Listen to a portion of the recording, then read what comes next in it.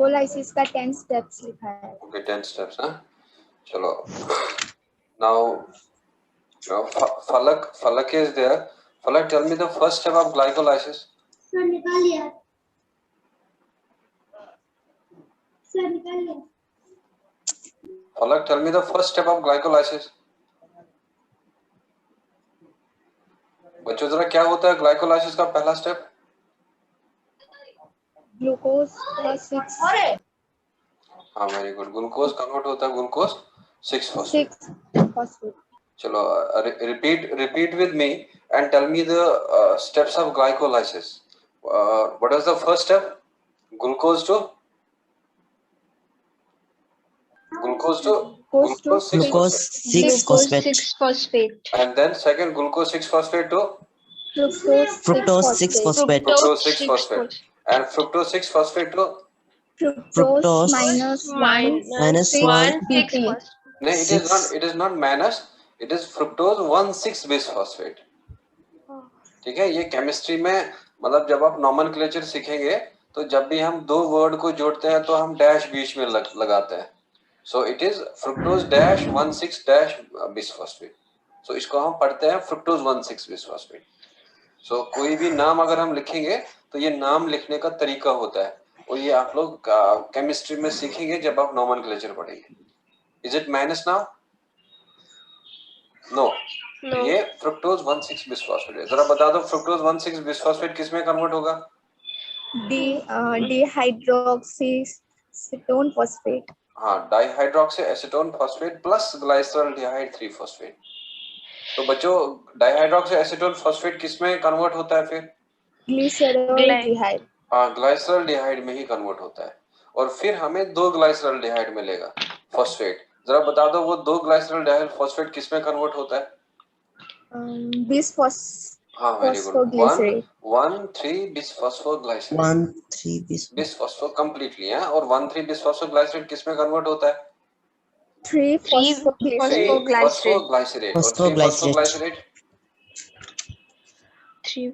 2 phosphoglycerate 2 phosphoglycerate किस में convert होता है Phosphoenol pyruvate फॉस्फोइनोल पाइरूवेट किस में कन्वर्ट होता है 2 pyruvate ठीक है तो 2 पाइरूवेट में कन्वर्ट होगा तो हमें पता था कि ग्लाइकोलाइसिस ब्रेक डाउन है ग्लूकोज का इनटू 2 पाइरूवेट और हमने ग्लूकोज से स्टार्ट किया था और हमें कितना मिला 2 पाइरूवेट मिला तो ये है ग्लाइकोलाइसिस अब आप लोगों को मेहनत करना है जितना मेहनत करेंगे उतना परफेक्शन आएगा और जितना आप लेस मेहनत करेंगे उतना आप लोगों का कॉन्फिडेंस हमेशा कम रहेगा और आप लोग परफेक्ट ही नहीं होंगे कभी सो चलो अब बता दो मुझे पहला एंजाइम का नाम what was the first enzyme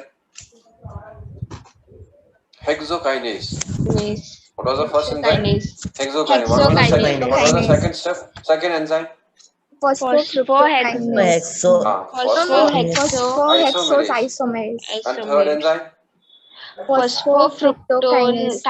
phosphofructokinase fourth enzyme aldolase और fifth enzyme Glyceraldehyde फॉस्फेट क्या triose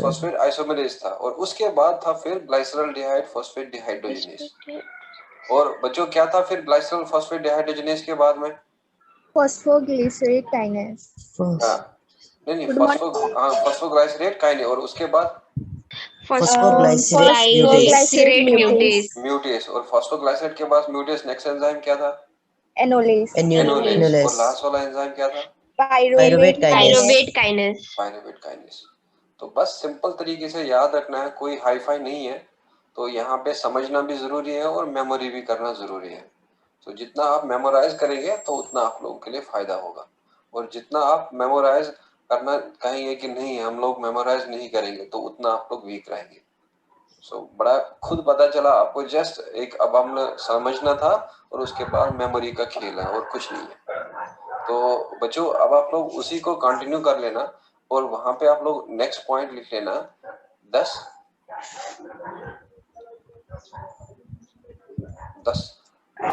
during glycolysis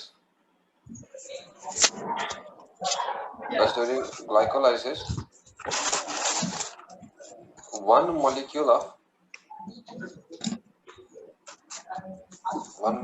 glucose is converted to 2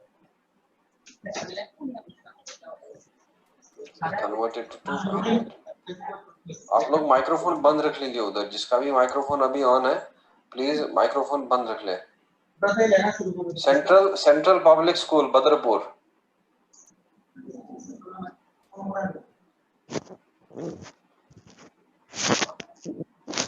तो अब KB-JC21 सिपे रुबीना जस्मिन और ये भी अपना माइक्रोफोन बंद रख ली। सो 2 pyruvate molecules।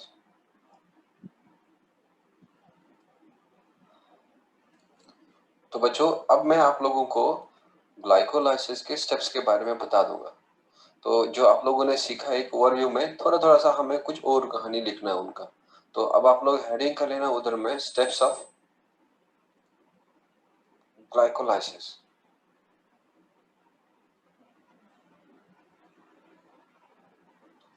और स्टेप्स ऑफ ग्लाइकोलाइसिस में you right the first step, और पहला आप लोग लिख लेना उसमें ग्लाइकोलाइसिस इज कंप्लीटेड इन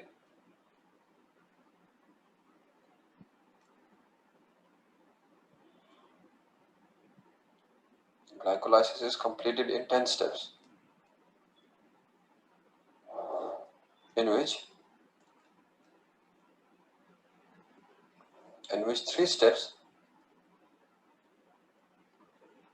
बच्चों जरा कौन सा स्टेप इरिवर्सिबल था ग्लाइकोलाइसिस में? जल्दी से कौन सा स्टेप इरिवर्सिबल बताया था?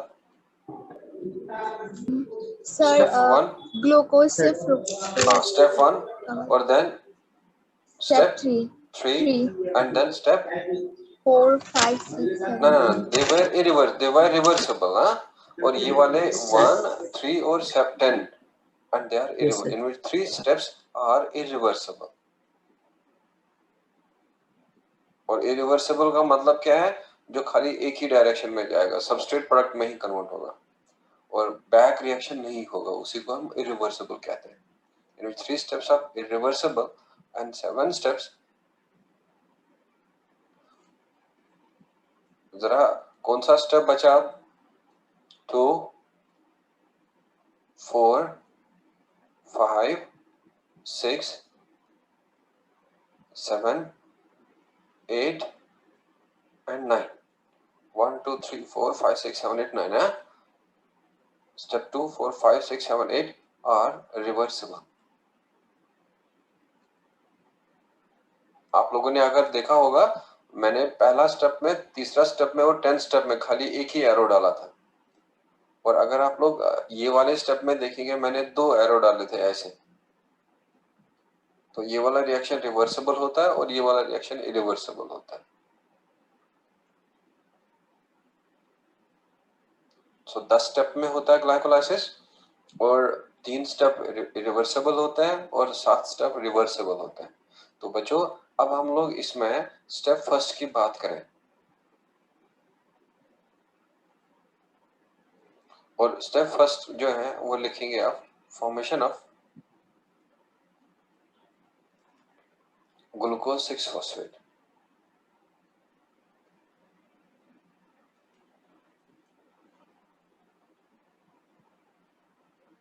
और इसको अब ये नहीं पढ़ेंगे ग्लूकोज -6 माइनस फॉस्फेट ना, ग्लूकोज 6 फॉस्फेट। और या तो हम इसको शॉर्टली रिप्रेजेंट करते हैं ग्लूकोज 6 फॉस्फेट। और ये पहला स्टेप है। और इसमें अगर आप लोग देखोगे तो यहाँ पे हमने स्टार्ट किया था ग्लूकोज से, और बच्चों ग्लूकोज के साथ हमें मिलाया था एटीपी। और जब हमने ग्लूकोज को एटीपी दिया और ये ग्लूकोज कन्वर्ट हो गया ग्लूकोज 6 फॉस्फेट में, और प्लस एटीपी का एक फॉस्फेट ग्लूकोज को मिला और वो ग्लूकोज के 6th कार्बन एटम पे चला गया। जरा अब बता दो मुझे, ग्लूकोज में कितने कार्बन एटम होते हैं? 6 कार्बन एटम। और बच्चों इसमें भी कितने कार्बन एटम होंगे? 6 कार्बन एटम। तो ग्लूकोज का जो 6th वाला कार्बन एटम है उस पे एटीपी ने फॉस्फेट दिया, और जब फॉस्फेट दिया तो वो बना ग्लूकोज 6 फॉस्फेट। जरा बता दो, अगर एडिनोसिन ट्राइफॉस्फेट में एक फॉस्फेट निकल जाएगा तो क्या बनेगा? एटीपी, एडीपी बन जाएगा, तो एडिनोसिन डाइफॉस्फेट बन जाएगा। और यहाँ में जो एंजाइम है, and that enzyme is hexokinase. तो बच्चों इस हेक्सोकाइनेज के लिए कोफैक्टर चाहिए, और वो कोफैक्टर यहाँ में जो है वो मैग्नीशियम होगा।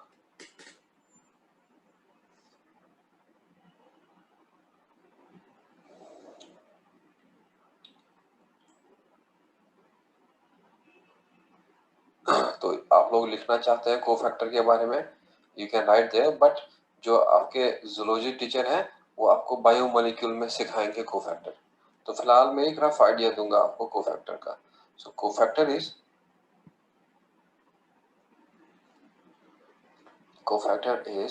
Non protein part of enzyme.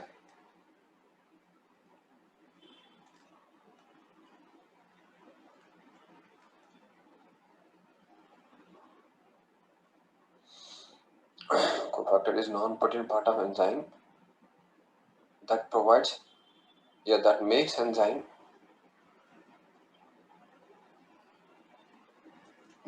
enzyme active.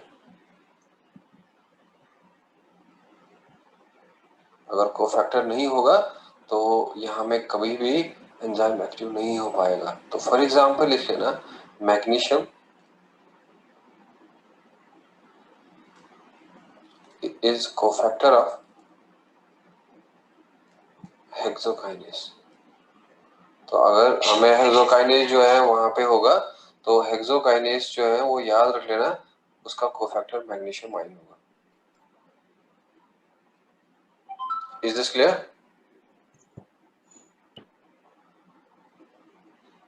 बच्चों कौन सा प्रोटीन, कौन सा पार्ट ऑफ द एंजाइम को हम लोग कहते हैं कोफैक्टर?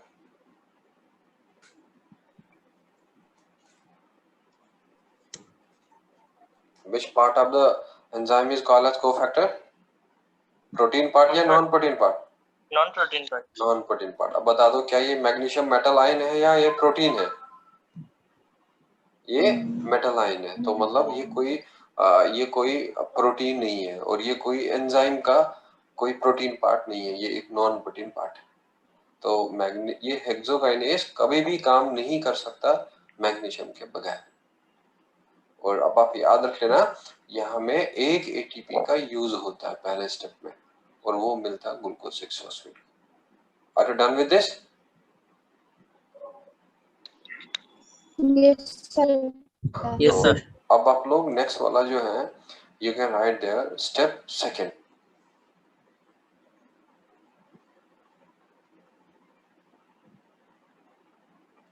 और स्टेप सेकंड में लिख लेना, फॉर्मेशन ऑफ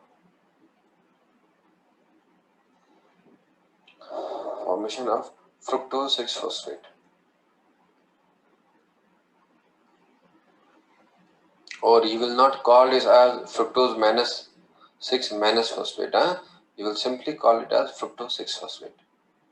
और जब भी नोमेनक्लेचर सीखेंगे तो नोमेनक्लेचर में आप ये सीखेंगे कि ऐसे नाम देते हैं, और इसको हम शॉर्टली कहेंगे fructose 6 phosphate।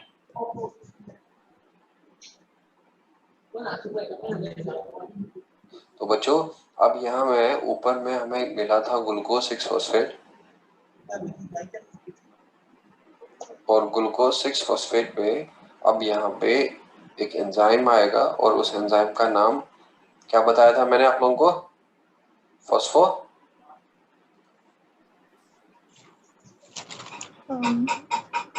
Phosphofructokinase. No, phosphohexose isomerase.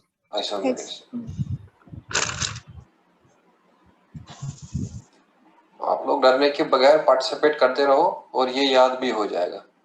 और जो बच्चा पहले ही हैंड्स अप किया है कि नहीं मुझे समझ आने वाला नहीं है, तो उसको कोई फायदा ही नहीं है।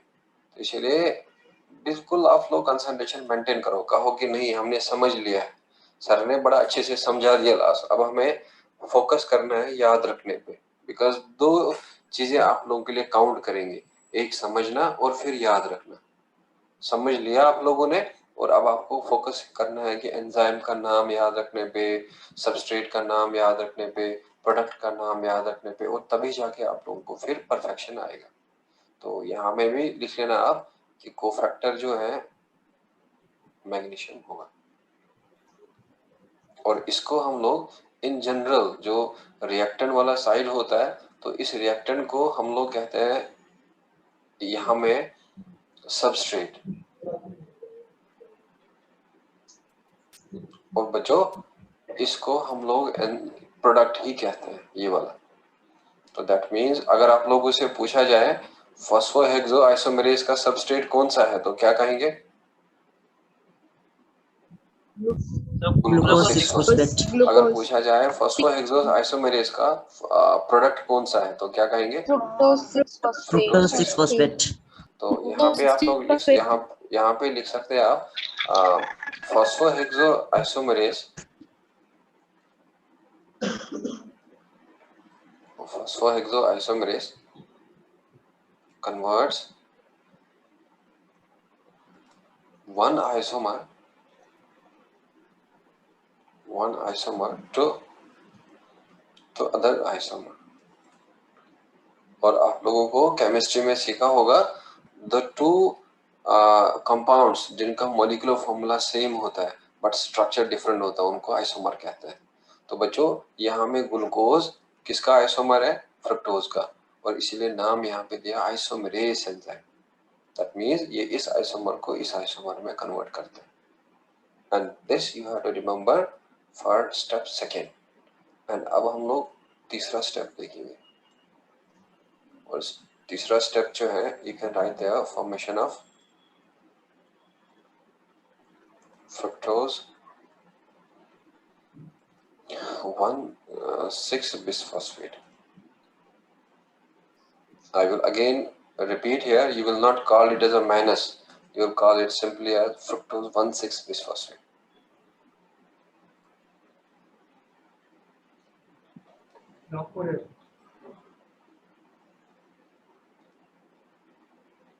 जैसे यहाँ में अगर सपोज ये इसका नाम यहाँ पे अबू जफर चौधरी है ना, तो हम लोग ये नहीं कहेंगे अबू डैश जफर डैश चौधरी या अबू स्पेस जफर स्पेस चौधरी, ऐसा हम नहीं कहते हैं। हम लोग क्या कहते हैं? नोमेनक्लेचर है, ह्यूमन का नाम ऐसे ही पढ़ा जाता है अबू जफर चौधरी, ऐसा नहीं कहेंगे हम अबू स्पेस जफर स्पेस चौधरी। तो यहाँ पे भी जब भी हम किसी कंपाउंड का नाम देते हैं तो नाम देने का तरीका यही है।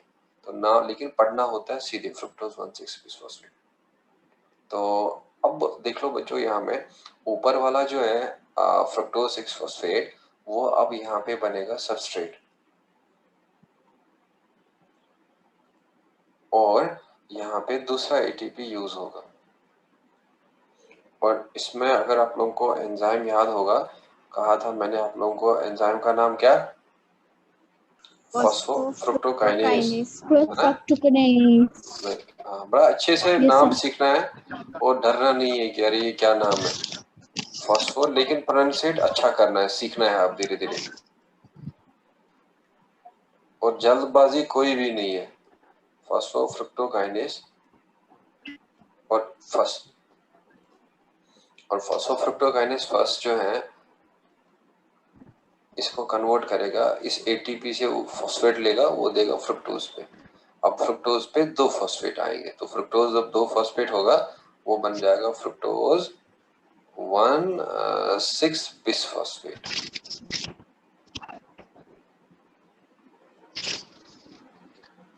बच्चों पहला फ्रुक्टोज के कौन से कार्बन एटम पे फॉस्फेट प्रेजेंट था? 6th पे। अब दूसरा एटीपी ने फॉस्फेट दिया तो किस पे अटैच किया? फ्रुक्टोज के फर्स्ट कार्बन एटम पे। क्लियर? तो यहाँ पे आप लोगों को याद रखना है कि जो ये फ्रुक्टोज 6-phosphate है इसमें भी 6 कार्बन होता है, और बच्चों इसमें भी 6 कार्बन होता है। आप लोग को पता है कि ग्लूकोज में 6 कार्बन थे, फ्रुक्टोज 6-phosphate में भी 6 कार्बन है, और इस फ्रुक्टोज 1,6-bisphosphate में भी 6 कार्बन है। जरा एटीपी ने अगर अपना फॉस्फेट दिया है तो ये एटीपी किस में कन्वर्ट हो जाएगा? ADP. वेरी गुड, एडीपी में, एडेनोसाइन डाइफॉस्फेट में।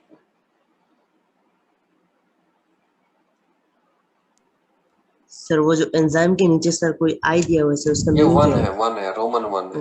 आप इसके ओके साथ सर। भी यहाँ रोमन वन लिखा सकते हैं, नीचे भी लिख लेना fructophosphofructokinase first. Okay sir. So इस रिएक्शन में अब आप लोग लिख लेना, in this reaction one more ATP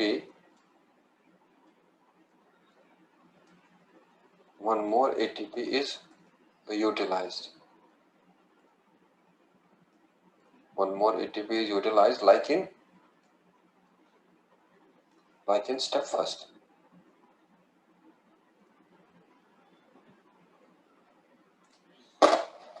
अब बता दो अभी तक कितना एटीपी मॉलिक्यूल यूज हुआ ग्लाइकोलाइसिस में? दो यूज हुआ। स्टेप फर्स्ट में एक यूज हुआ और एक यहाँ में यूज हुआ।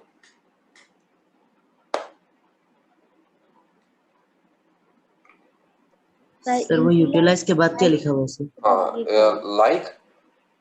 Like in step 1, in this reaction, one more ATP is used, utilized like in step first. Are you done with this? Done. Yes, sir. So ये हो गया स्टेप थर्ड का, और यहाँ पे आप लोग लिख सकते हैं कि ADP is adenosine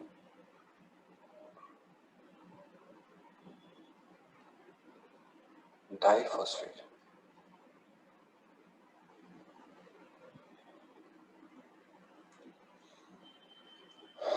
Adenosine diphosphate.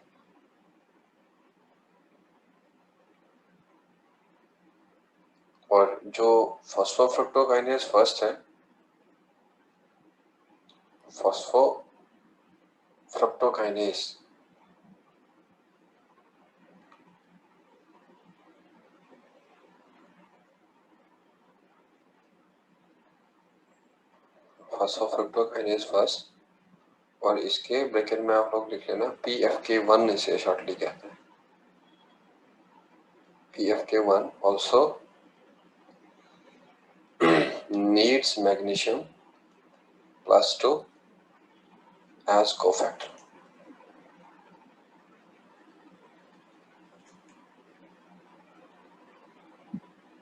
PFK1 also needs magnesium as cofactor. तो now what you will do, जो आप लोगों का ऊपर वाला रिएक्शन अभी आप लोगों ने लिखा, तो बच्चों उस ऊपर वाले रिएक्शन के ब्रैकेट में नीचे क्या लिखेंगे आप? मैग्नीशियम। तो दैट मीन्स मैग्नीशियम यहाँ पे भी आप ऊपर वाले रिएक्शन में आप एरो के नीचे लिख लेना मैग्नीशियम। क्या ये वाला रिएक्शन यहाँ में रिवर्सिबल था या ये वाला रिएक्शन इरिवर्सिबल था? This one? ना ये वाला, ये वाला क्या था? रिवर्सिबल। पहला वाला क्या था? इरिवर्सिबल। थर्ड क्या था? इरिवर्सिबल। इसलिए यहाँ में इरिवर्सिबल वाला साइन डालना, लेकिन सेकंड स्टेप में यहाँ में आप लोग रिवर्सिबल वाला साइन डाल देना सेकंड स्टेप में। So I hope you will be done with this, and now we will go towards the step 4.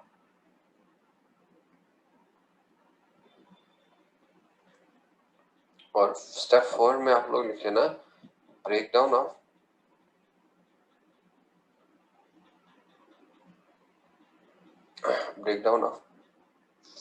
fructose 1,6-bisphosphate.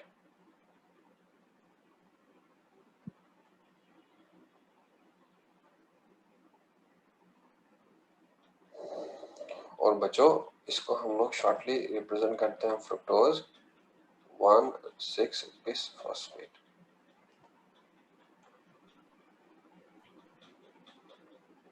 तो अब मैं यहाँ से फ्रुक्टोज 1,6-bisphosphate को रिप्रेजेंट करूंगा इधर शॉर्ट फॉर्म में, तो I will write here fructose 1,6-bisphosphate। तो बच्चों फ्रुक्टोज 1,6-bisphosphate पे एक एंजाइम आएगा और उस एंजाइम का नाम जो है दैट इज एल्डोलेस।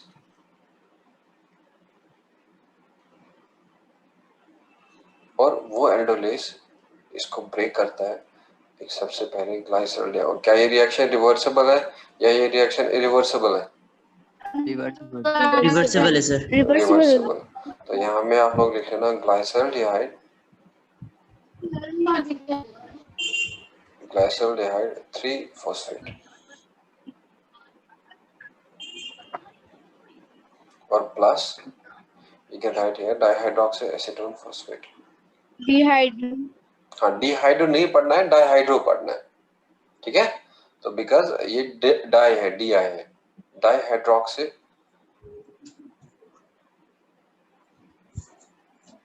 डाइहाइड्रोक्सीएसीटोन फॉस्फेट।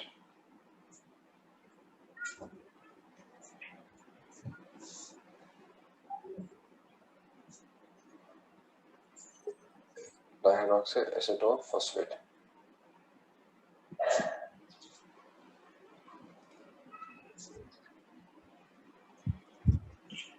ठीक। और इसको हम लोग शॉर्टली जो है फॉस्फोग्लाइसरॉल्डिहाइड भी कहते हैं, दिस वन।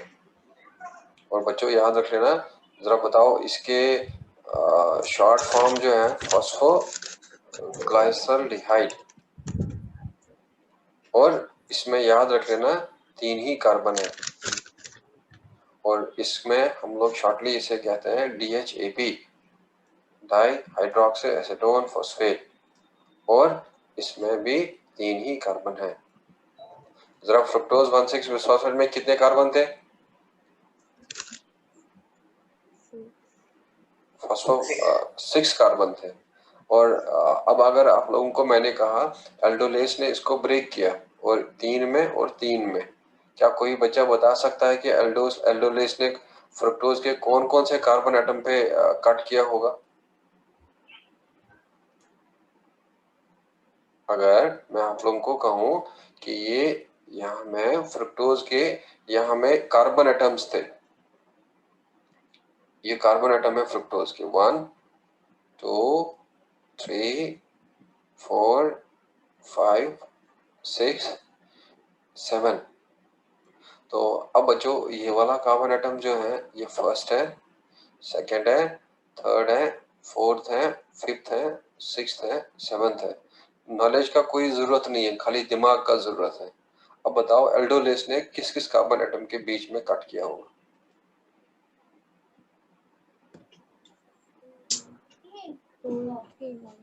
कोई भी नॉलेज का जरूरत नहीं है, खाली आपका दिमाग यूटिलाइज करना है और कुछ नहीं करना है।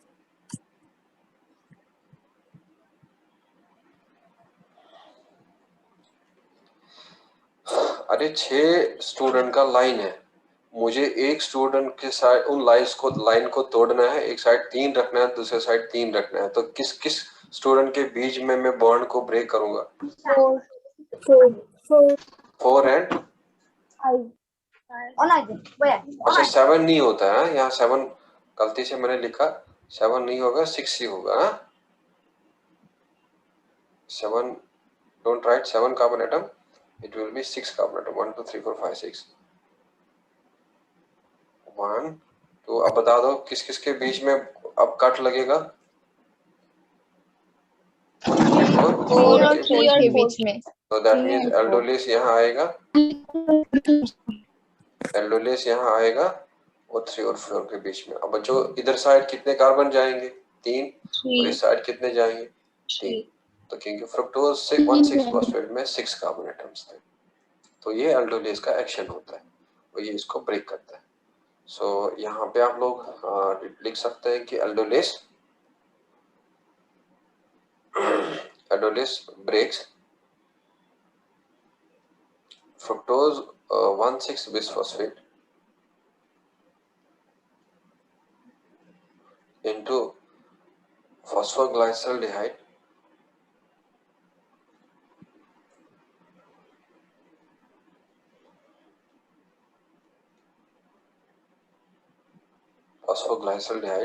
और इस फॉस्फोग्लाइसरल्डिहाइड को हम लोग PgAl कहते हैं। और या आप इसका नाम ये लिख लेना ग्लाइसरल्डिहाइड 3-फॉस्फेट और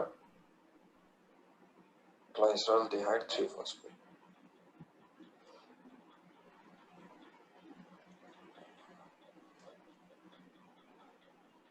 और प्लस यहाँ में साथ में मिलेगा DHAP, और DHAP का फुल फॉर्म क्या है? Di hydroxy acetone phosphate. तो ये है इस रिएक्शन में, तभी मैंने इस रिएक्शन का नाम दिया था ब्रेक डाउन ऑफ फ्रक्टोज 1,6-बिसफॉस्फेट। तो इस एक में और यहाँ में एक में हो। जरा आप लोग ही बता दो, आप क्या था स्टेप 5? सर कार्बन वाला चेन अच्छे से समझ में नहीं आया मुझे। हाँ मैं समझा दूंगा। और गुड। तो यहाँ पे आप लोगों को जब जूलॉजी टीचर बायोमोलिक्यूल पढ़ाएंगे तो वो आप लोगों को वहाँ फ्रक्टोज का, ग्लूकोज का स्ट्रक्चर वगैरह बताते जाएंगे। तो बच्चों याद रख लेना कि जो ये फ्रक्टोज है इसमें होते हैं 6 कार्बन एटम, 1 2 3 4 5 6। और ये 6 कार्बन एटम जो हैं, अब देखो ये 6 कार्बन एटम फ्रक्टोज में है, तो अब इसको किस किस में कटना है? ग्लाइसरॉल्डिहाइड में और डाइहाइड्रोक्सी एसीटोन फॉस्फेट में। तो इसमें कितने कार्बन एटम है? 3। इसमें कितने कार्बन एटम है? 3। तो दैट मींस अगर हमें 6 कार्बन को इक्वली ब्रेक करना है तो कहाँ में काटना पड़ेगा? 3 और 4 के बीच में। और जब 3 और 4 बीच में कटेगा तो इधर साइड कितने जाएंगे? 3। और इधर साइड कितने जाएंगे? 3। तो वही होगा, एक PgAl और एक होगा DHAP। अब समझ आया? Yes sir. हाँ, तो ये था regarding the reaction that is breakdown of fructose 1,6-बिसफॉस्फेट। और अब हम लोग नेक्स्ट रिएक्शन देखेंगे। चलो आप लोगों को मैं यहाँ में ग्लूकोज और फ्रक्टोज का स्ट्रक्चर दिखा दूंगा, तो आप लोगों का थोड़ा सा कंसेप्ट जो है वो क्लियर हो जाएगा। तो बच्चों ग्लूकोज बेसिकली ना ऐसे होता है, कार्बन चेन 1 2 3 4 5 6। और फ्रक्टोज जो है 1 2 3 4 5 और 6। तो अब इस ग्लूकोज में यहाँ में क्या होता है? CHO। और यहाँ में क्या होता है? ग्लूकोज में CH2OH। और फ्रक्टोज में इधर में होता है कीटोनिक ग्रुप, और प्लस यहाँ में होता है CH2OH और यहाँ में होता है CH2OH। और बाकी सब कॉन्फ़िगरेशन सेम होगा लेकिन पहले दो को छोड़ के। तो ग्लूकोज का यहाँ में क्या होता है? OH, और यहाँ में क्या होता है? H। और जितने भी कार्बन एटम है अब दोनों में सेम ही होगा कॉन्फ़िगरेशन, और यहाँ में भी सेम ही होगा OH H। और यहाँ में होगा इस तरफ OH और OH, और यहाँ पे भी होगा इस तरफ OH और यहाँ में भी होगा इस तरफ OH, और यहाँ में होगा H और यहाँ में होगा H, and here it will be H and here it will be H। और अब जो ये शुगर है इसको हम लोग ग्लूकोज कहते हैं, और बच्चों इस शुगर को हम लोग कहते हैं फ्रक्टोज। अब देख लो ग्लूकोज का अगर मैं आप लोगों से पूछूं मॉलिक्यूलर फॉर्मूला क्या होगा, what you will say? C6H12O6। और बच्चों फ्रक्टोज का भी क्या होगा?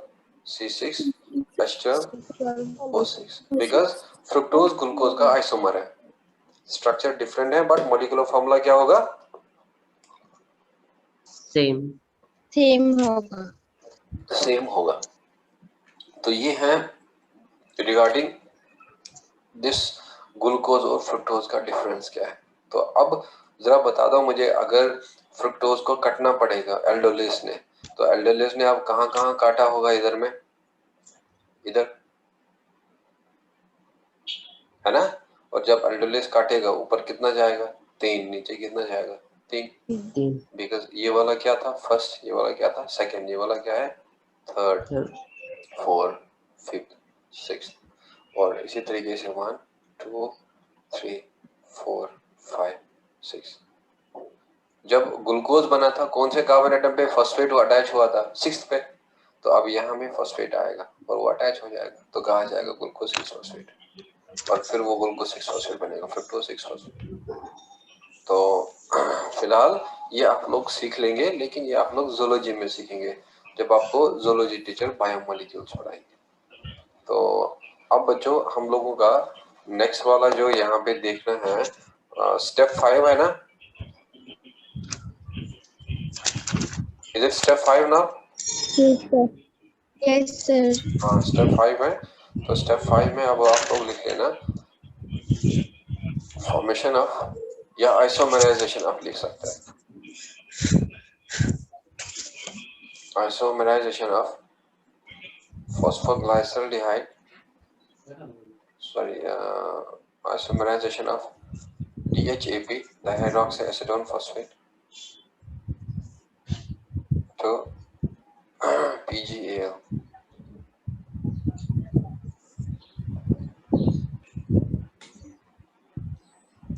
PGAL, हाँ? तो बच्चों सर वो DH है क्या? हाँ DHAP. What was DHAP? हम लोग यहाँ फुल फॉर्म भी लिख सकते हैं, लेकिन हम लोग का टाइम वेस्ट होगा, लेकिन मैं आपको बताया कि व्हाट इज DHAP, तो अब आपको बिल्कुल perfect. Acetone phosphate. Very good. So DHAP was dihydroxyacetone phosphate. और अब ये किस में कन्वर्ट हो जाएगा? फॉस्फोग्लाइसरल्डिहाइड. तो बच्चों अब हमें यही देखना है कि ये रिएक्शन कैसे होगा. तो यहाँ पे आप कंफ्यूज नहीं होना कि DHAP इज डाइहाइड्रोक्सीएसीटोन फॉस्फेट. अगर आप लोग सीख जाएंगे तो बड़ा इजी हो जाएगा हम लोगों को सारा चीज कन्वर्ट करना. तो अगर आप लोग मुझ पे ही डिपेंडेंट रहेंगे तो फिर थोड़ा दिक्कत हो जाएगा. तो डाइहाइड्रोक्सीएसीटोन फॉस्फेट या डाइहाइड्रोक्सीएसीटोन 3 फॉस्फेट भी लिख सकते हैं आप.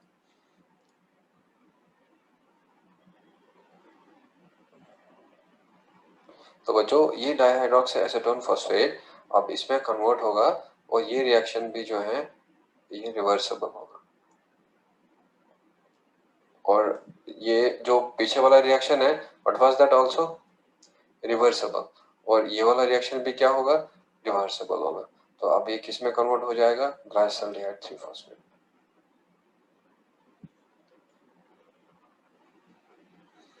जितना आप इंडिपेंडेंट हो जाएंगे, जो मैंने सिखाया मींस आप लोगों का कॉन्फिडेंस बढ़ रहा है.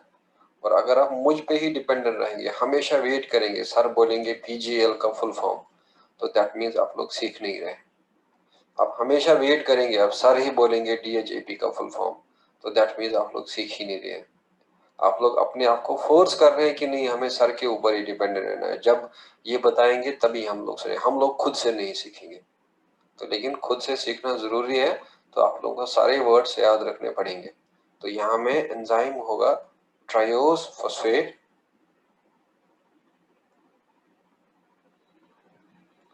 Triose phosphate isomerase. बच्चों क्या आप लोग एग्जाम में इंडिपेंडेंट जाएंगे या आप लोग मुझे भी एग्जाम में साथ लेके जाएंगे जब आप लोगों का एग्जाम होगा? इंडिपेंडेंट है ना, अकेले है ना, तो इसीलिए आप याद रख लेना, ये आप लोगों को खुद ही याद रखना पड़ेगा. तो हाँ, तो मेहनत करते रहो, सब इजी होगा. मेहनत नहीं करेंगे सब कॉम्प्लिकेटेड हो जाएगा. तो डाइहाइड्रोक्सीएसीटोन फॉस्फेट, ट्रायोस फॉस्फेट आइसोमेरेज, और ये इसको कन्वर्ट करेगा ग्लाइसरल्डिहाइड 3 फॉस्फेट में. और यहाँ में भी आइसोमेराइजेशन रिएक्शन हो रहा है. जरा कितने कार्बन एटम बताया था इसमें? 3. तो बच्चों इसमें भी क्या होगा? 3 होगा. सो इसमें लिख लेना isomerisation reaction also occurs in this step.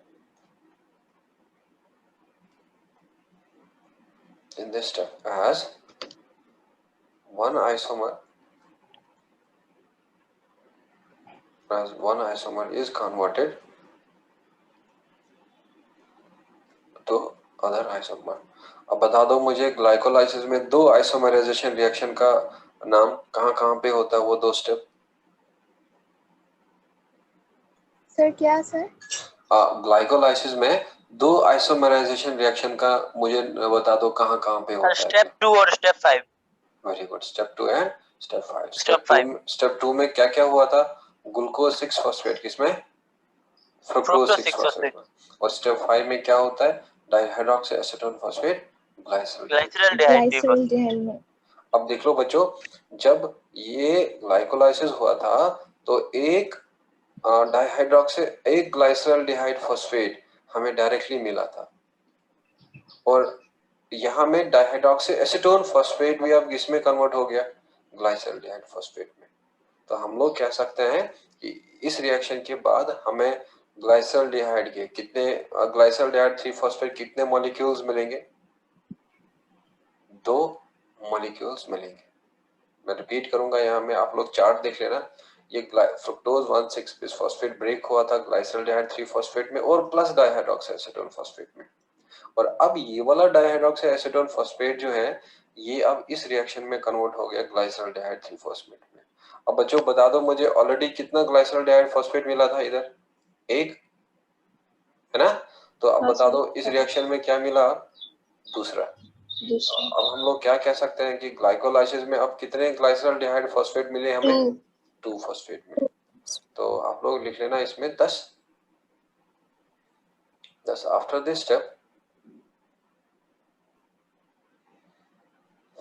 10 after this step. हाँ जी सर लास्ट स्टेप 4 स्क्रीन थोड़ा देगा लास्ट। सर लिखना थोड़ा बाकी है। चलो श्योर, कोई इशू नहीं। स्टेप 4। हाँ सर। और ये यहाँ मैंने फॉस्फेट लिखा है, यहाँ में स्पेस कम था इसीलिए मैंने फॉन्ट छोटा कर दिया। हाँ सर हो गया सर। हाँ। तो लिखो 10 after this step 2 molecules of पहले पेज में सर स्टेप 5 में sir step 5 2 molecules of glyceraldehyde 3 phosphate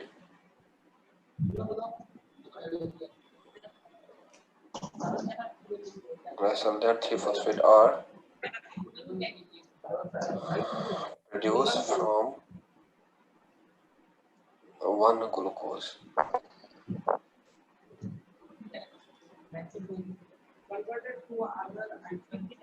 Thus after this step 2 molecules of glycerol। कहीं पे माइक्रोफोन ऑन है वो बंद रखें आप please. Central public school Badarpur और तौहीदुल भी अपना माइक्रोफोन बंद रख लेगा। Thus after this step 2 molecules of glyceraldehyde phosphate are produced from 1 glucose molecule। चलो अब बता दो मुझे स्टेप सेकंड क्या था, स्टेप 6 क्या था।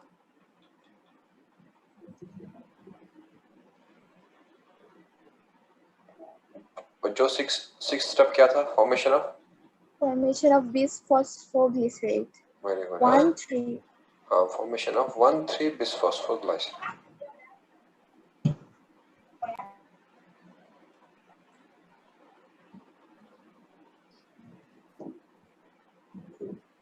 Formation of 1,3 बिसफॉस्फोग्लाइसरेट।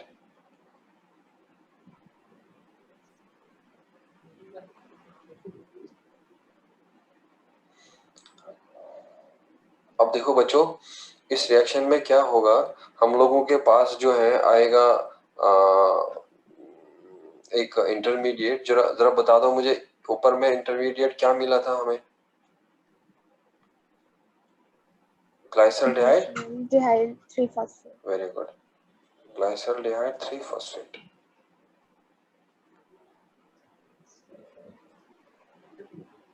ठीक, तो आप लोग 2 करके लिख सकते हैं, दोनों भी लिख सकते हैं, एक लिखना है तो एक भी लिख सकते हैं, आप लोगों की मर्जी है। जो एक का होगा वो दोनों का हो जाएगा। तो बच्चों ये रिएक्शन जैसे मैंने लिखा था रिवर्सिबल है, और ये वाला रिएक्शन भी रिवर्सिबल है। तो what I will do, I will put also the arrow here and I will, या चलो मैं इसमें इंक्लूड करूंगा अब NADHB इसमें इन्वॉल्व होगा। तो मैं यहाँ पे प्लस करूंगा इधर में NAD पॉजिटिव, और अब NAD पॉजिटिव में अगर यहाँ पे इंक्लूड करूंगा, और मैं यहाँ में इंक्लूड करूंगा इनऑर्गेनिक फॉस्फेट। तो बच्चों इनऑर्गेनिक फॉस्फेट जब ये सारा आएगा और यहाँ पे हमें मिल जाएगा ग्लाइसरॉल्डिहाइड 3 फॉस्फेट, और ये कन्वर्ट हो जाएगा 1,3 बिसफॉस्फोग्लाइसरिक एसिड में। और यहाँ पे आप लोग ये ऊपर में हेडिंग डाला ना, और इसमें आप लोग लिखना 1,3 बिसफॉस्फोग्लाइसरिक एसिड।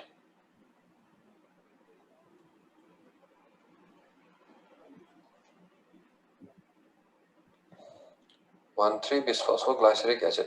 तो इसीलिए यहाँ में शॉर्टली लिख लेना 1,3-बिसफॉस्फोग्लाइसरिक एसिड। और एंजाइम का नाम आप लोग लिखना चाहते हैं तो वो लिख लेना फॉस्फोग्लाइसरल्डिहाइड या ग्लाइसरल्डिहाइड 3-फॉस्फेट।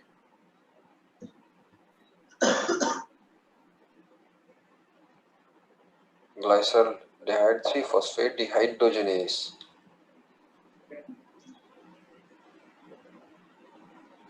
और अब बच्चों यहाँ में हमें ये NAD पॉजिटिव जो है ये कन्वर्ट हो जाएगा NADH में। क्लियर?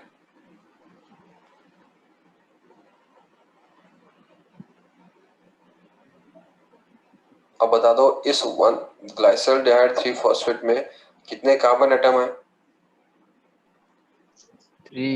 3 गुड है। तो बच्चों इसमें भी 3 ही कार्बन होता है। जरा बता दो इसमें कितना फॉस्फेट था ग्लाइसरल्डिहाइड 3-फॉस्फेट में, 1 या 2? एक था। तो अब इस 1,3-बिसफॉस्फोग्लाइसेट में कितने फॉस्फेट है? 2। ठीक है। और वो दूसरा फॉस्फेट यहाँ से आया, इनऑर्गेनिक फॉस्फेट्स। और ये किसने ऐड करा? तो और यहाँ पे आप लोग याद रख लेना ये वाटर मॉलिक्यूल का भी नीड होता है, उसका भी नेसेसिटी है। तो वाटर मॉलिक्यूल भी चाहिए हमें। और जब वाटर मॉलिक्यूल आएगा तो अपने आप ही जो है वो कन्वर्ट हो जाएगा फिर इस 1,3-बिसफॉस्फोग्लाइसरेट।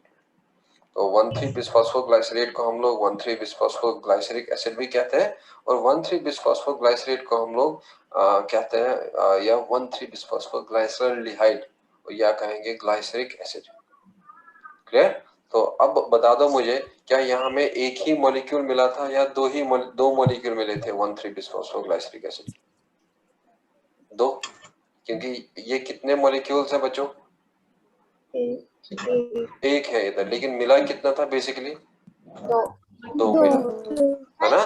तो आप लोग इतना पे लिख सकते हैं, लेकिन आप लोग यहाँ में भी कर सकते हैं कि मतलब ये 2 होगा और ये भी 2 होगा और ये भी 2 होगा, ठीक है? और ये भी 2 होगा और ये भी 2 होगा।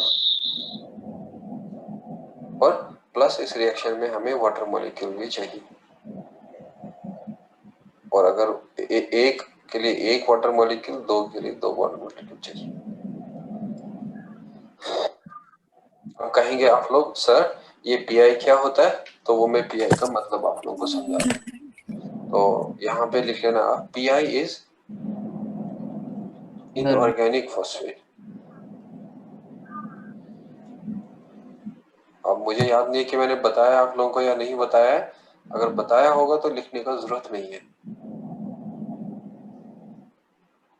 Pi is inorganic phosphate. तो बच्चों इसको बेसिकली ये ऐसे होता है P डबल बॉन्ड O और O negative, O negative, O negative. और यहाँ हम इसको लिखते हैं PO4-3। जरा कितने फास्फोरस है इसमें? 1। कितने ऑक्सीजन है? 4। और कितना माइनस चार्ज है? 3। तो ये बेसिकली पीआई होता है और फिर ये यहाँ पे जुड़ जाएगा। Sir, PI is हाँ, पीआई इज इनऑर्गेनिक फॉस्फेट। मतलब फॉस्फेट है, ये इनऑर्गेनिक मॉलिक्यूल है, तो इसलिए लिखा इनऑर्गेनिक फॉस्फेट। और बेसिकली ऐसे होता है ये। सर यस, NADH का फुल फॉर्म क्या है? हाँ हाँ NADH। हाँ, चलो वो भी लिखो। गुड, वो भी लिखते रहो आप। NADH का फुल फॉर्म क्या है? चलो ये आप लोगों को सीखना है और याद रखना है। तो लिखो NADH इज निकोटिनामाइड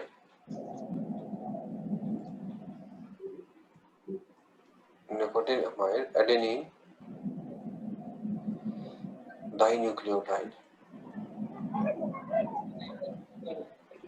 और बच्चों आगे मैं एक और आपको यूज करूंगा FAD है, और वो FADH2 याद रख लेना। और वो होता है flavin adenine dinucleotide.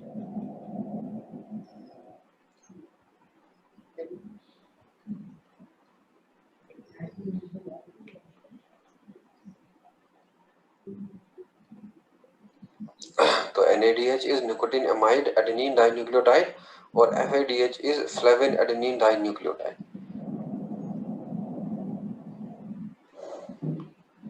Clear?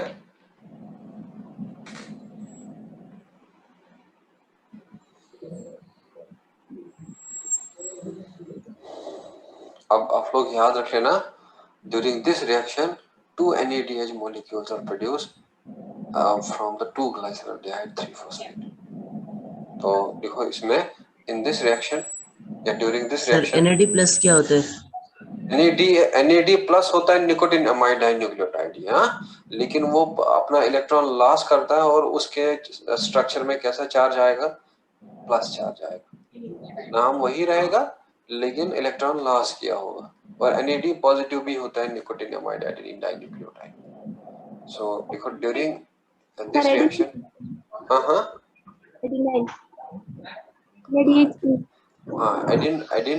Adenine होता है बेस, एडेनाइन इज बेस, और जिसको हम लोग कहते हैं न्यूक्लियोटाइड बेस, नाइट्रोजनस बेस। आप लोगों ने डीएनए अगर सुना होगा, डीएनए इज डीऑक्सीराइबोन्यूक्लिक एसिड, और उसमें बेसेस होता है adenine, guanine, cytosine, thymine, uracil, and यहाँ में एक बेस एडेनाइन है जो यहाँ में यूज हुआ है NADH के स्ट्रक्चर में। Is this clear? हाँ, तो लिखो इसमें during this reaction, during this reaction 2 NADH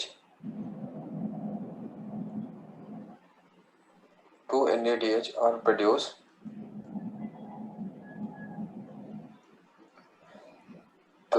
produced in glycolysis, क्योंकि 2 ग्लाइसरल्डिहाइड मॉलिक्यूल थे तो इसीलिए 1 से 1 बनता है और 2 से 2 बनेगा। अब मैं आप लोगों को यहाँ पे, आप लोगों को NADH वगैरह का स्ट्रक्चर तो देखना नहीं है क्योंकि वो तो MSc में पढ़ना होता है, तो आप लोगों को थोड़ा सा मैं हल्का सा इसका स्ट्रक्चर दिखाऊंगा।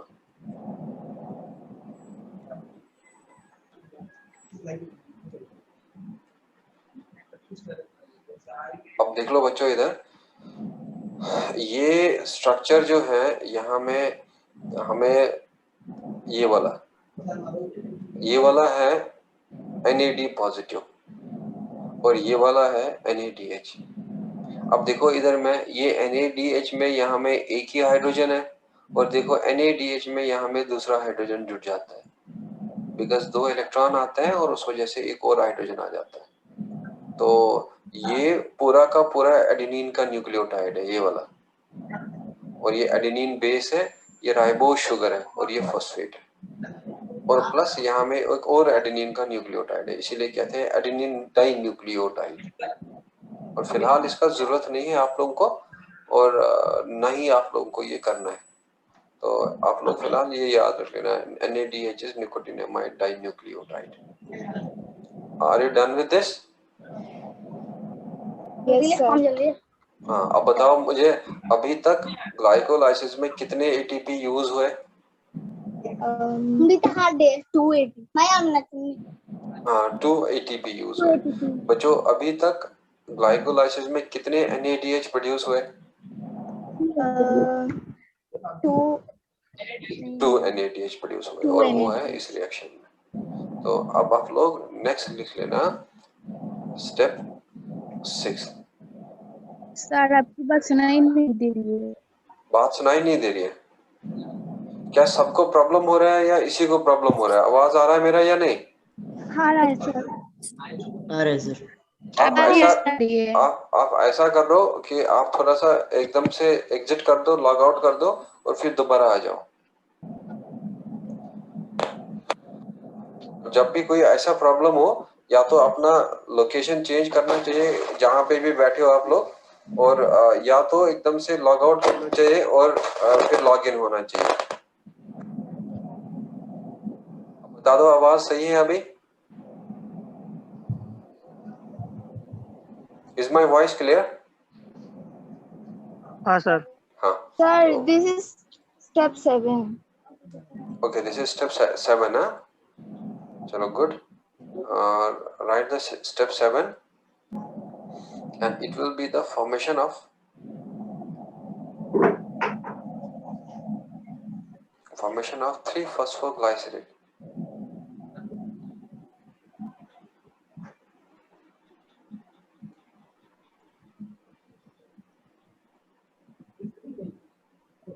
और बच्चों यहाँ हम लोग इसको कहेंगे 3PGA। अब आप कहेंगे सर क्यों आपने 3PGA लिखा, यहाँ तो ग्लाइसरेट है। बिकॉज जहां में भी 8 वर्ड आएगा वहां में मतलब ग्लाइसरिक एसिड होता है, तो इसीलिए फॉस्फोग्लाइसरिक एसिड भी कहेंगे इसको। और यहाँ पे आप लोग लिख लेना PGA इज फॉस्फोग्लाइसरिक एसिड।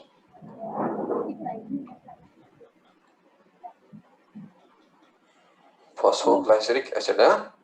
और या तो हम लोग इसको अगर आयनिक फॉर्म में लिखें तो वो होता है फॉस्फोग्लाइसरेट। आप लोगों ने बच्चों जरा इसका नाम बता दो मुझे, क्या है इसका CH3COH? Alcohol. Acetic acid. Very good, acetic acid. जरा इसका नाम बता दो मुझे, what is this? No idea.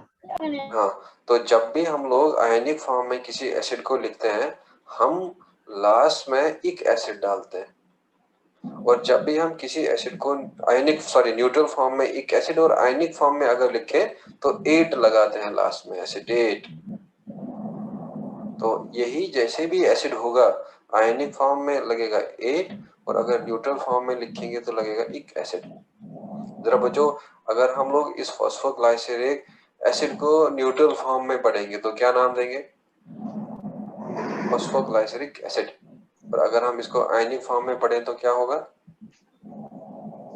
Phosphoglycerate. या तो एक एसिड लगाना है या तो ये लगाना है, 8 लगाना है। And this was the difference between phosphoglyceric acid and phosphoglycerate. दोनों सेम ही है बट खाली चार्ज अलग है, एक न्यूट्रल के फॉर्म में लिखते हैं और एक आयनिक फॉर्म में लिखते हैं। तो अब हम लोग नेक्स्ट जाके इसका रिएक्शन देखेंगे। पहले जरा अब यहाँ में बता दो मुझे क्या होगा अब सबस्ट्रेट, इधर सबस्ट्रेट बता दो क्या होगा जल्दी। ऊपर में क्या बना था? हाँ वेरी गुड। यहाँ में क्या बना था? 1,3-बिसफॉस्फोग्लाइसरिक एसिड। तो बच्चों यहाँ में अब वो होगा सबस्ट्रेट और प्लस अब यहाँ में आएगा ADP, और जब ADP आएगा ये बन जाएगा यहाँ में 3-फॉस्फोग्लाइसरिक एसिड और ये ADP कन्वर्ट हो जाएगा ATP में, और इस एंजाइम का नाम है फॉस्फोग्लाइसरेट काइनेस।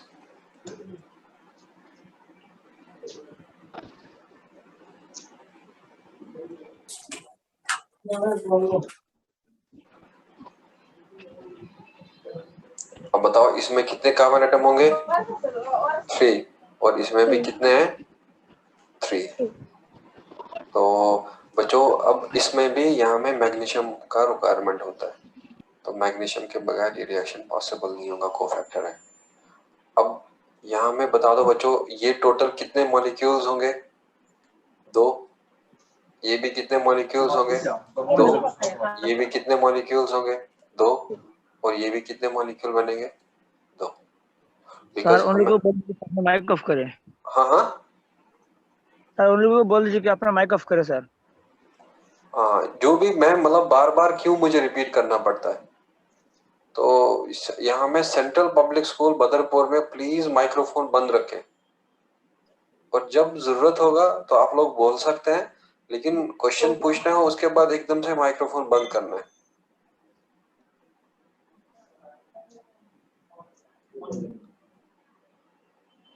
और अगर आप लोग नहीं बंद करेंगे तो फिर मुझे ही म्यूट करना पड़ेगा आप लोगों को।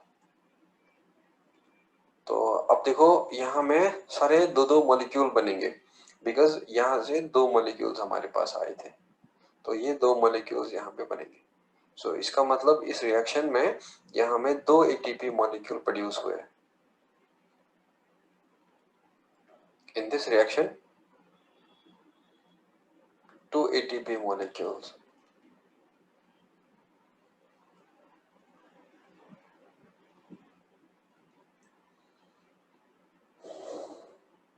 In this reaction 2 ATP molecules are produced during glycolysis. जब भी ग्लाइकोलाइसिस होगा तो इस समय 2 ATP बनना है।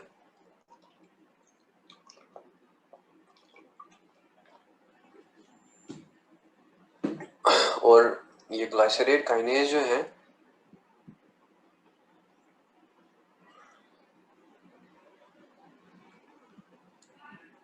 phosphoglycerate kinase is also called as transphosphorylase.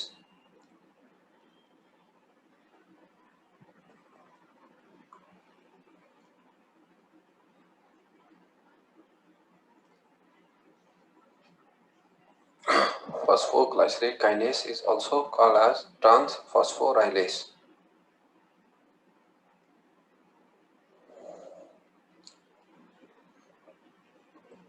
बच्चों पहली बार एटीपी बना था, इससे पहले यूज हुआ था, अब पहली बार बना इधर। This was regarding the step 7 and now we will go for the step 8.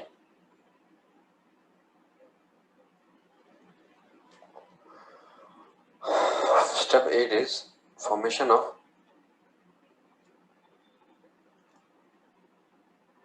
2,O-phosphoglycerate.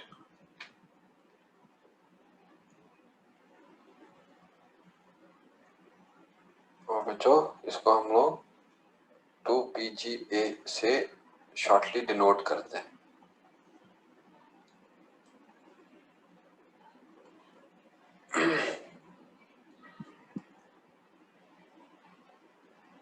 यहाँ पे एक एंजाइम आएगा, नाम है फॉस्फोग्लाइसरेट म्यूटेस, और वो फॉस्फोग्लाइसरेट म्यूटेस जो है फॉस्फेट ग्रुप ट्रांसफर करेगा 3 से और उठाएगा 2 पे।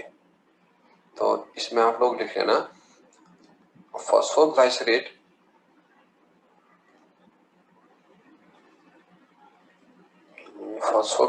म्यूटेस transfers inorganic phosphate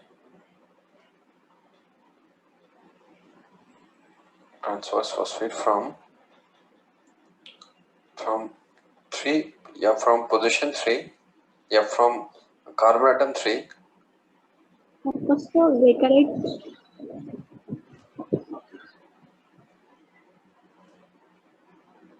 from carbon atom 3 to carbon atom 2 of phosphoglycerate.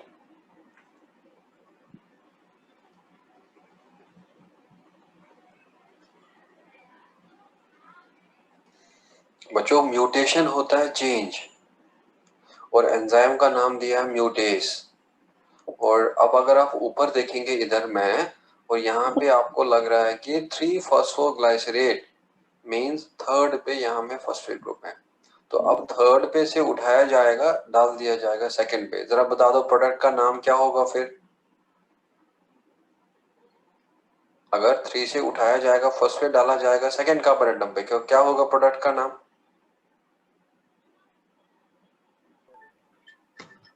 वो लिखा हुआ है ऊपर, क्या होगा? 2-फॉस्फोग्लाइसरेट। तो I will go to the next slide and हाँ जी सर 2 मिनट प्लीज। हाँ श्योर।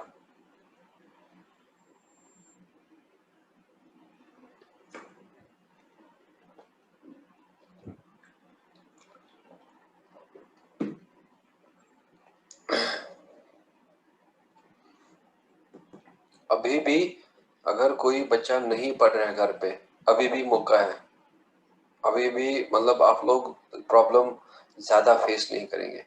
और अगर कोई बच्चा 1 महीने बाद कहेगा कि नहीं अब मैं समझ जाऊंगा, मुझे अपना लाइफस्टाइल चेंज करना चाहिए, तो फिर बड़ा दिक्कत हो जाएगा। फिर 2 महीने वाला, 3 महीने वाला, और एक सिनेरियो ऐसा आएगा कि आप लोगों ने 11th में पढ़ लिया लेकिन याद कुछ नहीं होगा। तो ये बेटर जो भी बच्चा नहीं पढ़ रहा है घर पे पढ़ना जरूरी है। Now I will go to the next slide, और नेक्स्ट स्लाइड में you will write now the reaction. So बच्चों अब मैं यहाँ पे लिखूंगा कि 3-फॉस्फोग्लाइसरेट आएगा या 3-फॉस्फोग्लाइसरिक एसिड आएगा, और वो 3-फॉस्फोग्लाइसरिक एसिड अब किस में कन्वर्ट हो जाएगा? 2-फॉस्फोग्लाइसरिक एसिड। और क्या नाम है एंजाइम का? Phosphoglycerate म्यूटेज। Very good, phosphoglycerate म्यूटेज। And हमें पता है कि इसमें 3 कार्बन एटम थे, और आप लोगों को याद रखना है इसमें भी 3 कार्बन एटम होंगे। खाली 3 से फॉस्फेट उठाया 2 पे डाला हुआ है। तो बच्चों यू पीपल नो कि इसमें 2 होंगे बेसिकली मॉलिक्यूल, और ये भी आप लोगों को याद रखना है ये भी 2 मॉलिक्यूल होंगे। माइक्रोफोन बंद रख लेंगे।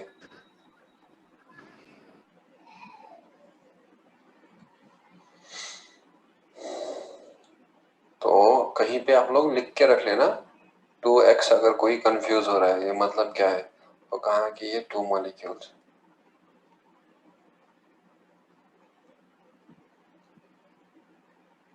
अब हमारे पास यहाँ में 2-फॉस्फोग्लाइसरिक एसिड के 2 मॉलिक्यूल्स हो गए, और ये इस एंजाइम ने किया जिसका नाम है फॉस्फोग्लाइसरेट म्यूटेज। अब बता दो कौन सा रिएक्शन है नेक्स्ट स्टेप। और ये बच्चों यहाँ में इरिवर्सिबल, ये वाला रिवर्सिबल रिएक्शन डाल देना, और यहाँ पे भी हमें रिवर्सिबल डालना पड़ेगा। इधर में शायद इससे पहले हम लोगों ने रिवर्सिबल, हाँ ये वाला भी रिवर्सिबल होगा।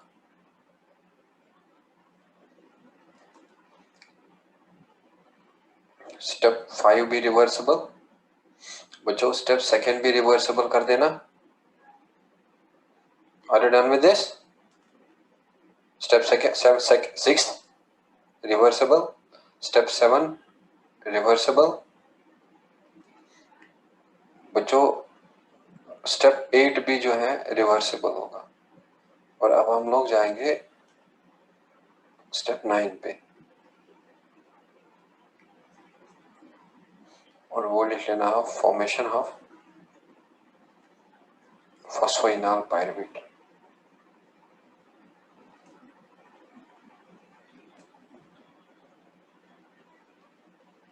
और इसको हम लोग शॉर्टली पीईपी कहते हैं, phosphoenol pyruvate.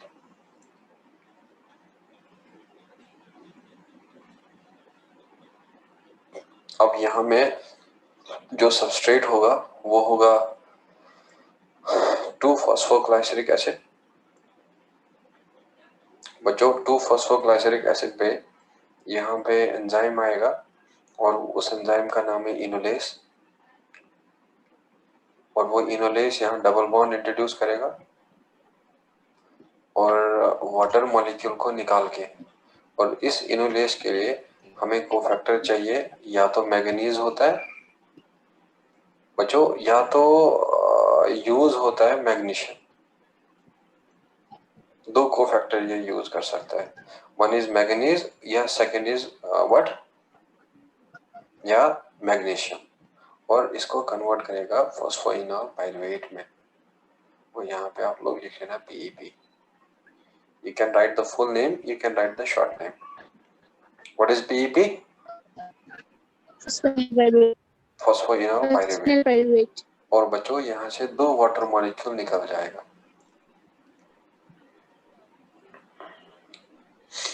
2 water molecules will be removed during this reaction. और ये रिएक्शन भी you can write it as an irreversible reaction. Sorry, reversible reaction.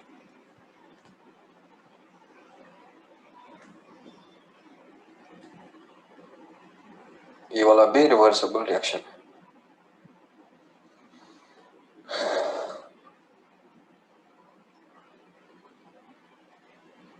और यहाँ पे लिख सकते हैं ड्यूरिंग दिस रिएक्शन, और यहाँ पूरा पहले नंबर लिख लेना कितने मोल्स होंगे ये, और मोल्स और नंबर ऑफ कार्बन एटम भी लिख लेना, वो जरूरी है, नंबर ऑफ कार्बन एटम का याद रखना। और इसमें बच्चों 3 ही कार्बन एटम होगा और इसमें भी 3 ही कार्बन एटम होगा, और ये भी हम लोगों का 2 ही मोल होगा और ये भी हम लोगों का 2 ही मोल होगा। और वाटर यहाँ चाहे भले ही यहाँ पे एक ही लिख लेना इधर और फिर नीचे लिख लेना, ये वाला हटा देना इधर 2, और ये यहाँ पे भी लिख लेना 2x, क्योंकि एक में एक ही निकलेगा लेकिन 2 में 2 निकलेगा, और इसीलिए ये वाला 2 हटा देना इधर।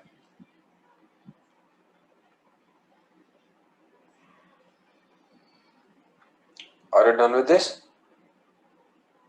Yes, sir. हाँ, तो लिखो इसमें during this reaction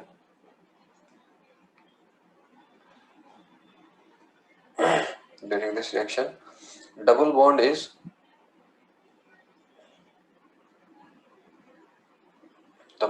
created. Double bond is created by the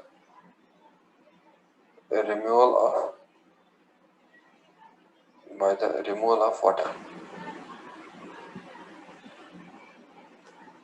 तभी यहाँ में इन वर्ड आया, और जहां में भी इन वर्ड आएगा तो मींस वहां में कुछ डबल बॉन्ड का कहानी आया होगा। और जब भी फॉस्फोग्लाइसरिक एसिड कन्वर्ट हो जाएगा फॉस्फोइनॉल पाइरुवेट में, इन मतलब डबल बॉन्ड, ऑल मतलब OH। So this was regarding the step 9, which is reversible reaction carried by enolase. Yes. Created by the, इसके बाद ये क्या है? During this reaction, double bond is created by the removal of water. Is created by the removal, REMOVAL, of water.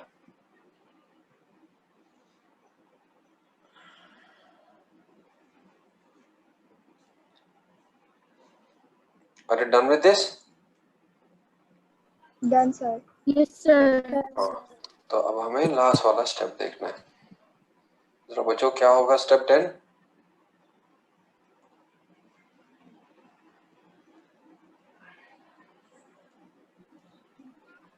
Two pyruvate. हाँ, very good, formation of pyruvate. तो बच्चों इसमें अब आप लोग लिख लेना कि फॉस्फोइनॉल पाइरुवेट आएगा।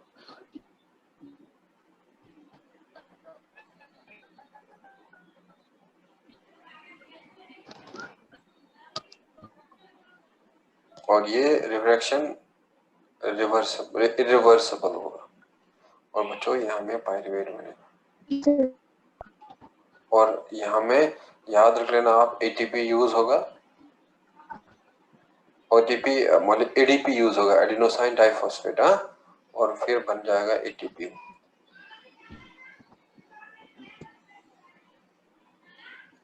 और here it will be pyruvate and plus we will get ATP. An enzyme is pyruvate kinase. Yes, sir. और cofactor will be Magnesium potassium, and potassium. या तो क्या होगा magnesium. Good.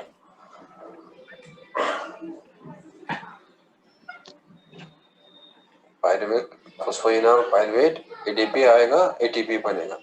Now you people know कि ये 2 molecule होगा, और बच्चों इसका भी आप लोगों को पता है कि 2 मॉलिक्यूल ही बनेगा, और ये भी आप लोगों को पता है कि 2 मॉलिक्यूल बनेगा, और इसमें होगा 3 ही कार्बन एटम, और बच्चों इसमें भी होगा 3 ही carbon atom.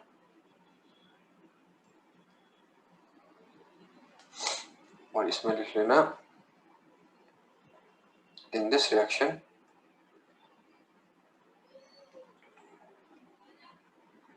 in this reaction 2 ATP molecule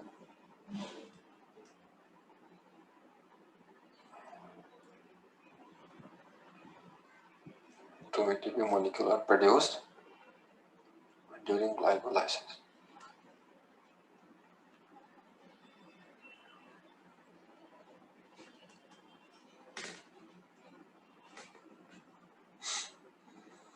अब बताओ कितने एटीपी मॉलिक्यूल बनेगा अब ग्लाइकोलाइसिस में अभी तक? 280 4 बनेगा। हाँ, 2 कहाँ में बना था? जब 1,3 बिसफॉस्फोग्लाइसेट किसमें कन्वर्ट हुआ था? 3-फॉस्फोग्लाइसेट में। और बच्चों 2 कहाँ में बना? जब फॉस्फोइनोल पायरुवेट में बना था। लेकिन कितने एटीपी मॉलिक्यूल यूज हुए थे ग्लाइकोलाइसिस में?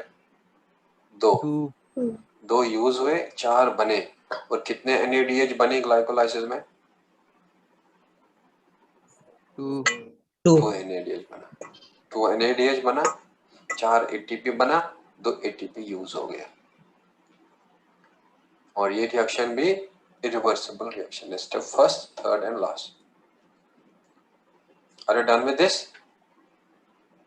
Yes. yes sir हाँ, तो अब ये था स्टेप्स ऑफ ग्लाइकोलाइसिस। तो अब आप लोग हेडिंग कर लेना उधर में, phases of glycolysis.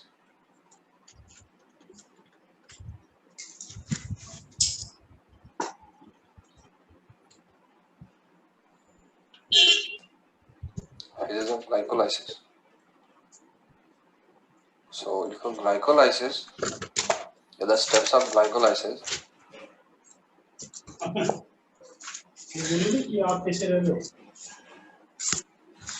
The 10 steps of glycolysis.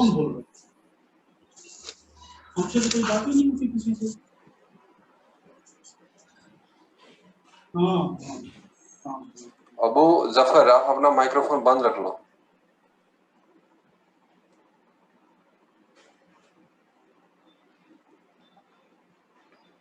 The 10 steps of glycolysis are divided into 3 phases, such as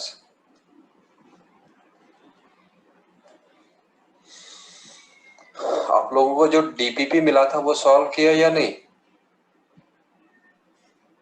क्या सर? हाँ, उसमें जो भी क्वेश्चन पेंडिंग हो रहा है and you will be able to solve. तो जो पेंडिंग हो रहा है तो उसका थोड़ा सा वेट कर लो आप, तो क्योंकि जो ही मैं फिनिश कर लूंगा तो वो आप लोगों से सॉल्व हो जाएगा। और जो फिर पढ़ने के बाद भी सॉल्व नहीं हो रहा है तो then you will ask that question as a doubt. तो अब हमने देखना है कि वो 3 फेजेस ग्लाइकोलाइसिस के हैं क्या। Should I move to the next slide? yes sir तो पहला वाला स्टेप जो होगा सर पेज लास्ट लाइन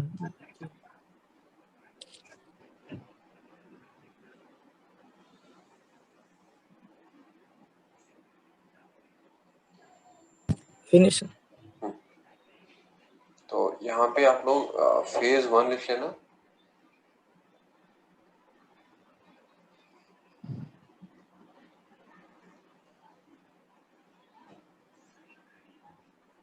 कोई नया चीज नहीं देखना है, बस वही है जो पढ़ा है उसी को थोड़ा सा एक पैटर्न देना है।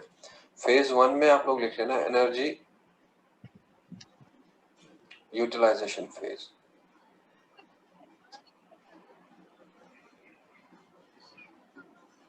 और एनर्जी यूटिलाइजेशन फेज क्यों कहा? क्योंकि इसमें एटीपी यूज होता है। तो एटीपी इज यूज्ड। और दूसरा लिख लेना इसमें कंप्राइजेस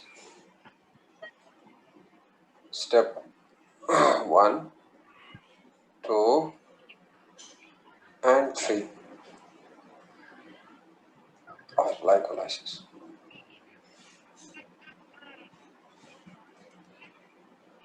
और बच्चों फिर होगा फेज 2 और उस फेज 2 को कहते हैं स्प्लिटिंग फेज।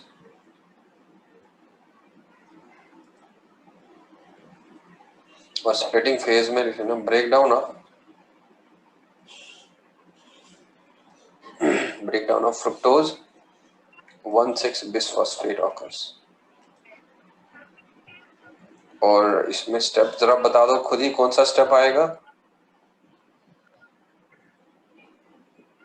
Step कौन सा स्टेप आएगा इसमें? 4, 5. ना स्टेप 4 ब्रेक डाउन कहाँ पे हुआ था फ्रुक्टोज 1,6 बिस्फॉस्फेट का? अरे ब्रेक डाउन कहाँ में हुआ था? Step 4. ये देखो स्टेप 4 है ब्रेक डाउन ऑफ फर्स्ट और स्टेप फर्स्ट में क्या यूज हुआ था? एटीपी। यहाँ में एटीपी यूज हुआ था। तो बच्चों स्टेप सेकंड में आइसोमेराइजेशन हुआ था और स्टेप थर्ड में जो है फिर और एटीपी यूज हुआ था इधर। तो इसलिए पहले 3 स्टेप को कहते हैं एनर्जी यूटिलाइजेशन फेज और फिर जो ये वाला है इसको हम लोग स्प्लिटिंग फेज कहते हैं बिकॉज इसमें ब्रेक डाउन है। और फिर इसके बाद जितने भी स्टेप हैं कहीं में एनएडीएच बनता है कहीं में एटीपी बनता है तो उनको हम लोग कहते हैं एनर्जी जनरेशन फेज। तो फेज थर्ड हम लोग लिख लेना energy generation phase.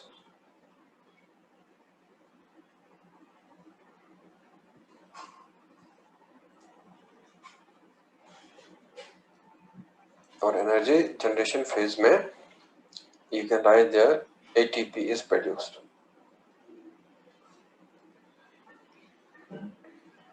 or comprises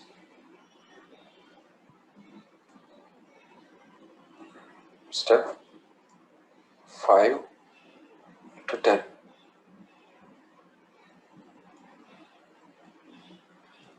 of glycolysis।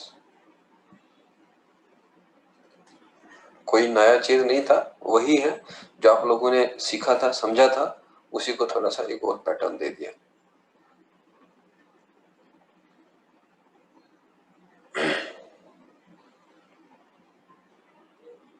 Are you done with this? No sir. अब 3 फेज होता है ग्लाइकोलाइसिस का, energy utilization phase, splitting phase और energy generation phase. Energy utilization phase में एनर्जी यूज होता है, एटीपी यूज होगा, splitting phase में ब्रेक डाउन होता है और एनर्जी जनरेशन फेज में एटीपी प्रोड्यूस होता है। जरा बच्चों बता दो मुझे उन स्टेप्स का नंबर जहां में एटीपी प्रोड्यूस हुआ, उन स्टेप्स का नंबर जहां में एटीपी प्रोड्यूस हुआ। Step 7. Very good, step 7 and Step 7 and step 10. Step 10। जरा वो स्टेप बता दो नंबर जहां में एनएडीएच प्रोड्यूस हुआ। So step 6. Step 6. तो अब बता दो मुझे कौन कौन सा स्टेप में एटीपी यूज हुआ था। Sir क्या? एटीपी कहाँ यूज हुआ था, कौन कौन से स्टेप में? First and third, sir. First step में. First and third. First step and step 3. Good, huh? So this was regarding the phases. I hope you are done with this. No And- sir. Okay.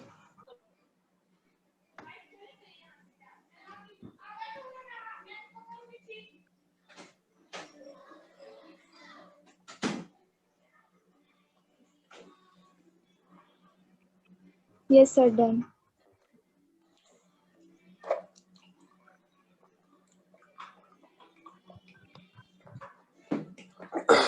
चलो बच्चों आप लोग अब बता दो मुझे, चलो let's have a quick revision.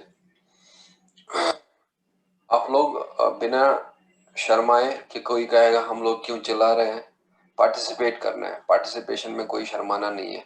चलो आप लोग मेरे से बिना कॉपी देखे अपने दिमाग पे भरोसा करेंगे और दिमाग पे भरोसा करके आप लोग मेरे साथ ग्लाइकोलाइसिस के स्टेप्स पढ़ लेंगे खाली, ठीक है? So what is the first step? Glucose to glucose 6 phosphate Glucose 6 phosphate. and glucose 6 phosphate is converted to Fructose 6 phosphate. fructose 6 phosphate and fructose 6 phosphate is converted to Fructose 1,6 phosphate and fructose 1,6 bisphosphate is converted to dehydroxyzone phosphate. Glyceraldehyde 3 phosphate plus very good plus dihydroxyetone phosphate. और बच्चों फिर उसके बाद कौन सा step है? Dihydroxy acetone phosphate is converted to Glyceraldehyde 3 phosphate. glyceraldehyde 3 phosphate And glyceraldehyde 3-phosphate is then converted to 1,3 1,3,3 bisphosphoglycerate. bisphosphoglycerate, and 1,3-bisphosphoglycerate is converted to 2-phosphoglycerate. 2-phosphoglycerate. 3 1,3-bisphosphate is first converted 3-phosphoglycerate. into 3-bisphosphoglycerate, and 3-phosphoglycerate is converted to, 2-phosphoglycerate. and 2-phosphoglycerate is converted to Phosphoryl pyruvate. phosphoenol pyruvate, and phosphoenol pyruvate is converted to 2-pyruvate. Pyruvate. मतलब इस reaction में 2 pyruvate मिलेगा. Finally glycolysis में glucose convert होता है 2 pyruvate में. जरा अब आप लोग मुझे एंजाइम फर्स्ट का नाम बताएं. First enzyme Hexokinase. Second Phosphohexose isomerase. Third enzyme Isomerase. Phosphofructokinase. Phosphofructose kinase. और fourth enzyme Aldolase. Please. Fifth enzyme Glyceraldehyde phosphate dehydrogenase. And the next enzyme Triose phosphate isomerase. Phosphate isomerase. And then next enzyme Phosphoglycerate kinase. And seventh Phosphoglycerate mutase. And then next one Enolase. Enolase and the last one Pyruvate kinase. Pyruvate kinase. तो बच्चों आप लोगों ने समझ लिए हैं ये, ठीक है. तो अब समझने के बाद क्या होता है, एक चीज जो मैंने आप लोगों को बताया कि आप लोगों को समझने के बाद याद रखना है. और याद रखना कब होगा, जब आप बार बार पढ़ेंगे. तो अभी आप लोग क्या करेंगे, पहले स्टेप्स को याद कर लेंगे, स्टेप्स के सीक्वेंस को, और फिर आप लोग एंजाइम का नाम याद रख लेंगे. और ताकि जाके फाइनली आप लोगों को बिल्कुल पता होना चाहिए कहाँ एटीपी बनता है, कहाँ रिलीज होता है, कहाँ यूज होता है, कहाँ एनएडीएच बनता है, और किस एंजाइम के समय. अब बताओ, अगर चलो एक क्वेश्चन लिख लो, आप राइट डाउन वन क्वेश्चन. आप एक क्वेश्चन लिखते रहो अपनी कॉपी पे, और वो क्वेश्चन आप लोग समझ में नहीं आया सब. हाँ हाँ प्लीज रिपीट. कोई बच्चा कुछ कह रहा था.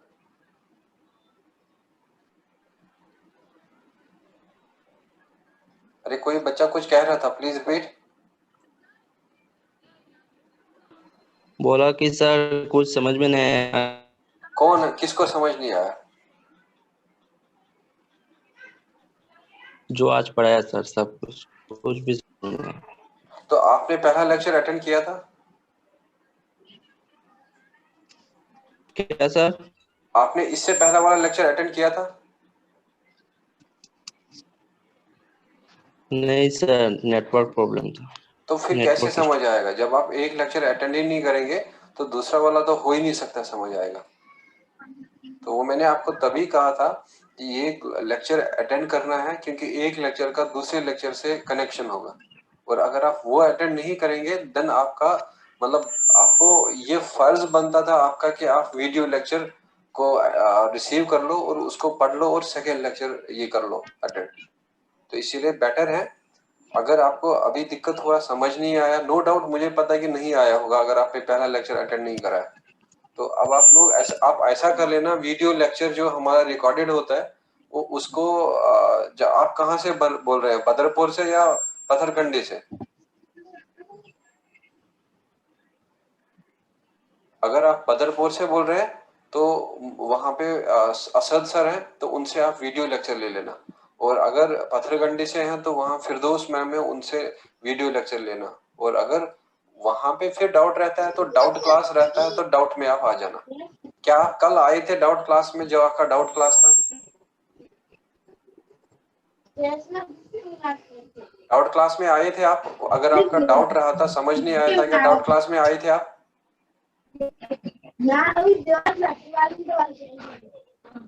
चलो ठीक है, आप ये रेस्पॉन्ड ही नहीं कर रहे हैं. तो बच्चों आप लोग एक क्वेश्चन लिख लो. तो क्वेश्चन में आप लिख लेना, जब तक फॉलोइंग, माइक्रोफोन बंद रख लो.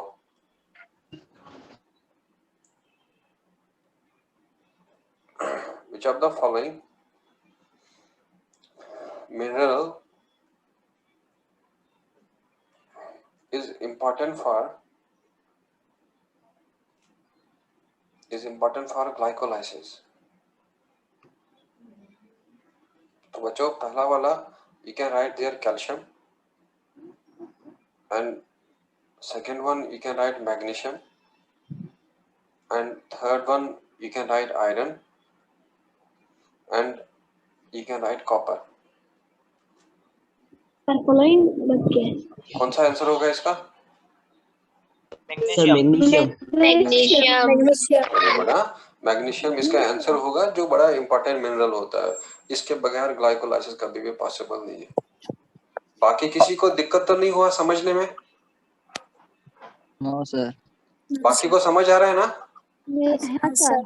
हाँ चलो ठीक है, अब इसको रिवाइज कर लेना। और जिस बच्चे का अभी मुझे नाम पता नहीं है, किसको समझ नहीं आया, तो अगर वो नाम बता देगा तो ज्यादा उसके लिए अच्छा होगा।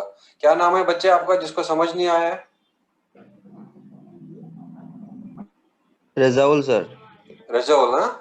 चलो ठीक है, मैं आपके लिए कुछ वहाँ पे फैसिलिटीज प्रोवाइड करवाऊंगा, और जिससे आपको मतलब दिक्कत ना होगा। चलो I will and this meeting, and please revise करते रहना, और जो भी डाउट आ रहा है उसको डाउट क्लास में अटेंड कर लो और डाउट पूछते रहो।